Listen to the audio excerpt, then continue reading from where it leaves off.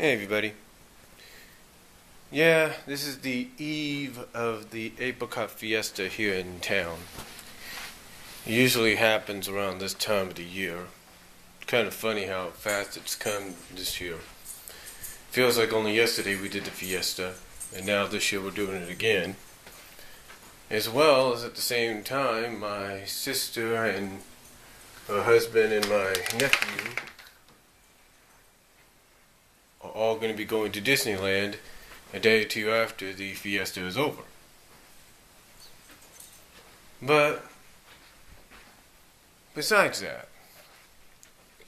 let me mention something. I was reading this over at fanfiction.net, and it's really kind of amazing how people talk about this a little bit, and all, but besides the Shaggy and Daphne fans hang out category of the forums, you have you have a section called OMG pairings, and one of the OMG pairings is Shaggy and Daphne, and one person did like a top 5. And Shaggy and Daphne's pairing was number 1. And they even said that when they watched 13 Ghosts, that was basically official. That made it official that no matter what came after it, that was the official canon. Now, I know there's a lot of people that debate SDMI being part of the canon, especially with the very last episode and the twist at the end of it, making it part of the canon, sort of a prequel. But then again, that something like that's always going to be up for debate. But when one thinks about it, when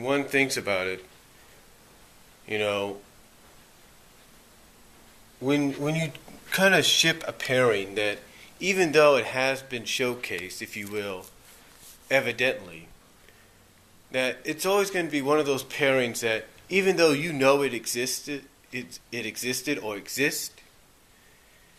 it's a pairing that is going to be sort of like put in the background, if you will, sort of like put on the proverbial shelf for the time being, or put into storage, even though fans will bring it right out in front of you and say, this is what we want. Now, the reason I say that is because one of the topics, or one of the discussions brought up at the forums, somebody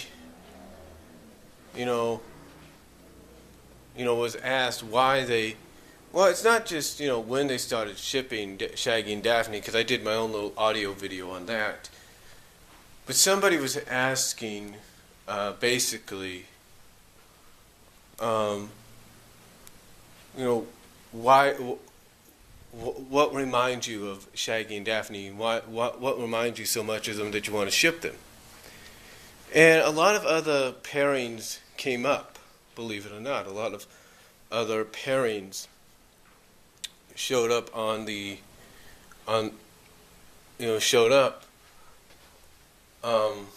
discussion. Some pairings like Aladdin and Jasmine. Believe it or not, Aladdin and Jasmine showed up. Kim Possible and Ron Stoppable, they showed up. Basically a list of, okay, here's a good-looking girl, and here's a guy that you think, she would never be interested in him. Guess what? She ends up being interested in him. That kind of thing. And I can kind of understand where people come from with that. I mean, even though with the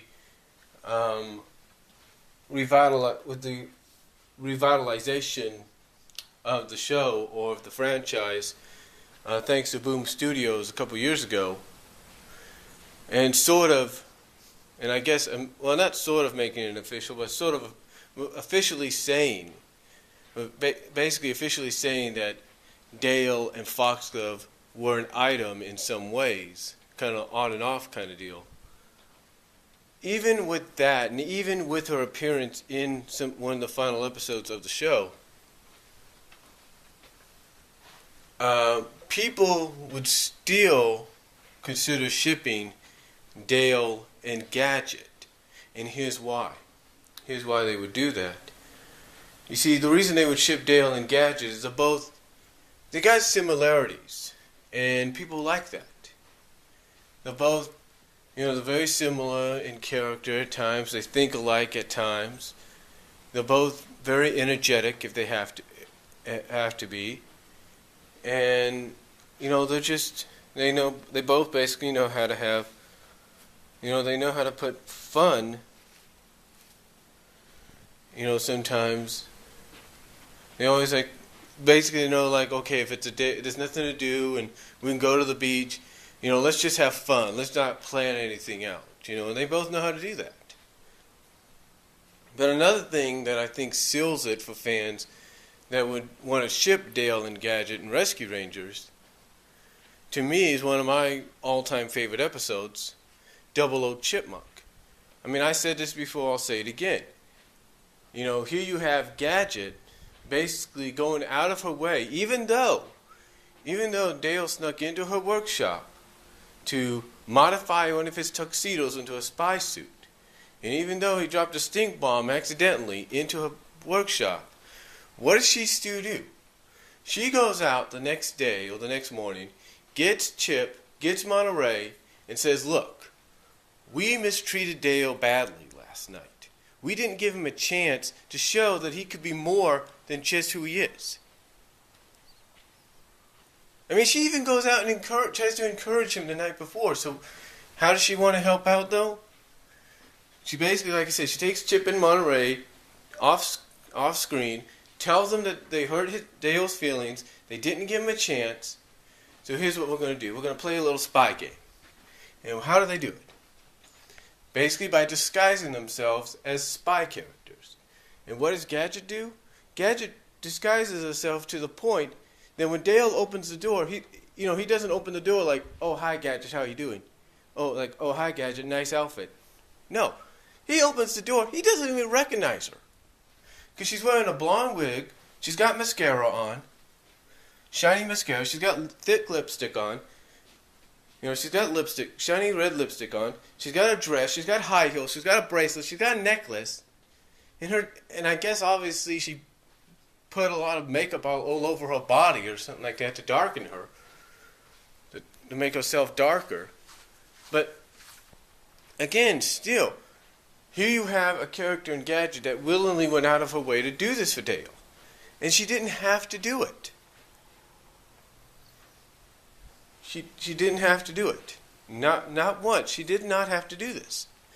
But she did it because obviously she knows how Dale feels about being discouraged. And being told that, oh, you're just going to make a mess out of everything or something like that. I mean, need I remind you guys of, what is it, the case of the Cola Cult? Or need I remind you of RoboCat? Just saying. Just saying, if you know what I mean. The point is, folks,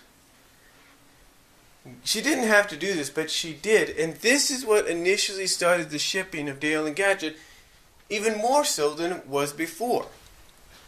I mean, you take a look at Carpet Snaggers and the scene where he catches her. You take a look at sort of like the beginning of Cattery's Not Included. You take a look at Song of the Nightingale, which precedes Double O Chipmunk. I mean, come on. I mean, obviously, folks. What more evidence do you need than that for fans to want to ship and support what they call D and G, D/G, or DXG? What more do you need? And again, I'm not saying they have to support Dale. I'm not saying everybody has to support Dale and Gadget. They don't.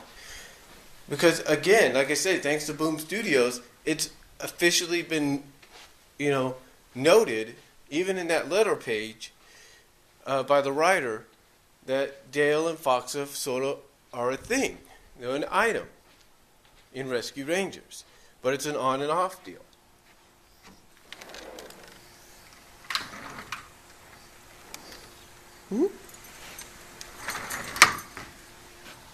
But again, it's sort of like an on and off deal. So, it's not like, oh, they are an item, but they're not an item. They are an item, but they're not an item. Again, like I said, it's an on and off deal. But, even with that, people would still say, hey, yeah, they're on and off, but we could still support Dale and Gadget. The point is, and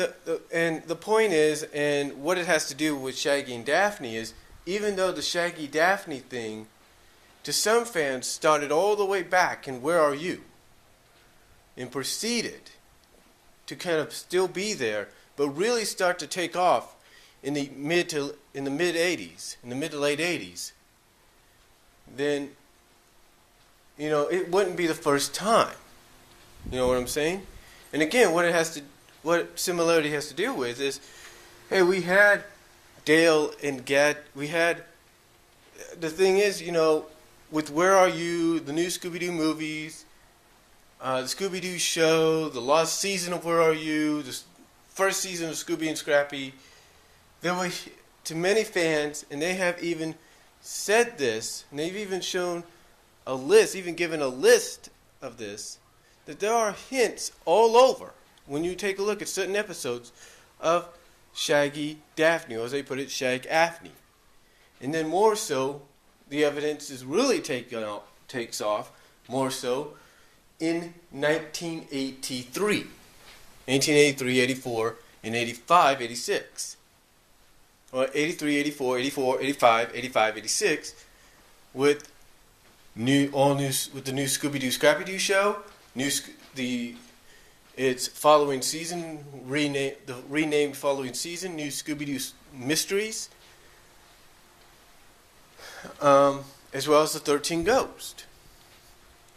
And a lot of fans look at those seasons as saying this is exactly it. This is good. This is perfect. Because even for those that, let's say supported, like I say, Dale and Gadget, to them, to one person, when they saw the beginning of the new Scooby-Doo Scrappy-Doo show, to them it's like, wait a minute, there's no Fred and Velma. It's just Daphne and Shaggy and the dogs. All right, this is what I've been waiting for. And then it continues on and on and on. So that is why when people are asked who do they ship in Scooby-Doo, in the Scooby-Doo franchise, this is why, okay, basically, I don't know how I'm going to title this. I think it's, it's going to be something like why Shag-Aphne shippers, why fans support Shaggy and Daphne, Shag-Aphne, and it'll probably say something about the comparisons that some fans talk about. But the thing is, like I said, there is a reason why. Again, this obviously, to what, like I said, one fan pointed this out. Why they do it, and why it was done this way. And they were happy about it. Basically, it's like, okay, they dealt with Where Are You? They dealt with what's going on in the movies. They dealt with Scooby-Doo show. They dealt with the lost season. They dealt with the first season of Scooby and Scrappy. They dealt with the sort of Looney Tune comedic antics of just Shaggy and Scrappy and Scooby, and then of course Shaggy's sheriff cousin and Scooby's cousin and all that. And all of a sudden, here's 1983, the next incarnation comes on, and who do you see in there? You don't just see Scooby, Shaggy, and Scrappy, you see Daphne as well. And that's what fans always say. They say, wow, this is what we've been waiting for. And no matter what some people may say, according to them, from this to the end of 13 Ghosts is the official canon of the series. It's the official canon. And then everything that comes after it, even Pup Named Scooby-Doo, is not canon. That's basically what it is to them. It's not canon. It's not canon whatsoever. It never will be canon. It can't be canon. It's not. So that's why they never look at it as being canon. That's why they don't look at where are you, at, let's say, things like What's New and even SDMI as being canon, because to them it's not canon.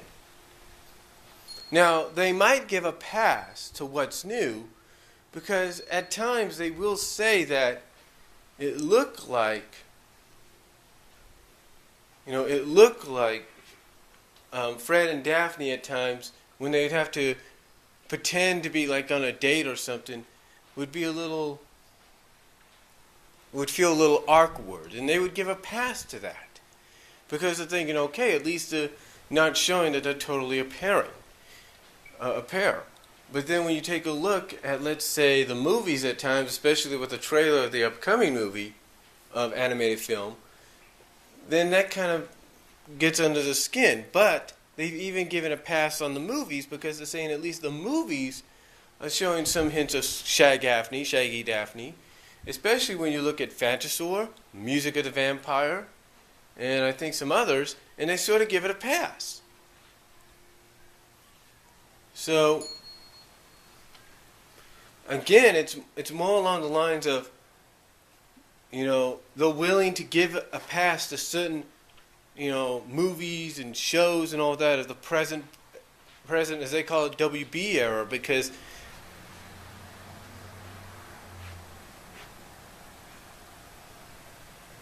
there's possible hints there of Shaggy and Daphne. But again, it's very few and in between when it comes to the passing, if you know what I mean. Very few and in between. And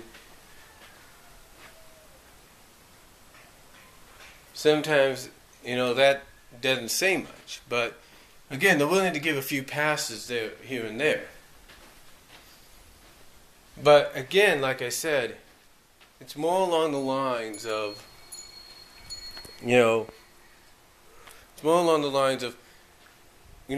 that they just feel that the Hanna-Barbera era, as they call it, the HB era, is more of the official canon. And that no matter what's been shown afterwards and all that there are certain passable items there, that the majority of it will not be the official canon, and it's just the start of a new canon, is what it's called, a new continuity. It's not the official continuity that they knew or they've grown up with and accepted. It's all part of a new, revamped continuity that has nothing to do with HB. But again, some people may give a pass to the final moments of the final episode of SDMI. But again, like I said, this is why, and it's going to say why this is why fans ship Shaggy, Daphne, and Scooby-Doo. And the comparisons to the other ones that I've mentioned, like Dale and Gadget, why they would want to ship them. Why people would want to ship Kim and Ron, Aladdin and Jasmine, and so on and so forth. So, even Baloo and Rebecca and Tailspin. So, that's really all I could say on it. Let me know what you guys think. Comment below. And I will talk to y'all later. Sorry this was about 20 minutes, but what are you going to do?